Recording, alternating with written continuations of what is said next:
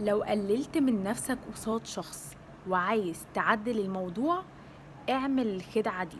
لو قللت من نفسك قصاد شخص أو عكيت في الكلام أو قعدت تتحايل عليه فلقيته مش مستجيب، فقعدت تتحايل أكتر فعكيت الدنيا أكتر، وقف وقف وقف.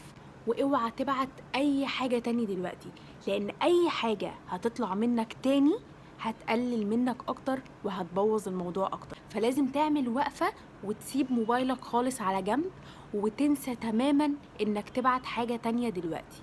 هتسكت لمدة يوم واحد بس لحد ما تنام وتصحى، هتلاقي نفسك خلال الوقت ده وعيك بيرجع لك. لكن طول ما انت بتبعت انت مش في وعيك، انت مشاعرك مسيطرة عليك ومخلياك متأثر، ومشاعرك في الوقت ده بتبقى مركزة في هدف واحد بس ومش شايفة غيره، ان انت هتوصل للشخص ده وتحاول تخليه ما يبعدش عنك حتى لو في شعراية أمل هتمسك فيها.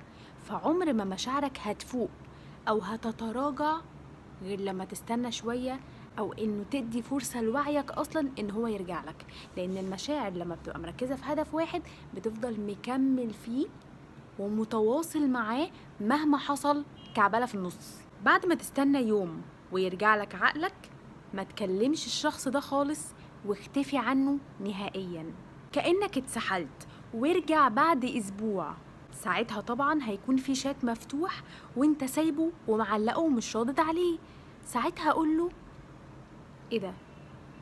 هو انا من ساعتها مش رادد عليك وانا فاكر اصلا ان انا رادد ومستنيك ان انت ترد، وعمال اقول هو مختفي فين كل ده، او هو ما بيردش عليا ليه كل ده؟ ايه ده؟ الخدعة بقى فكرتها مش في اللي انت قلته للشخص ده خالص.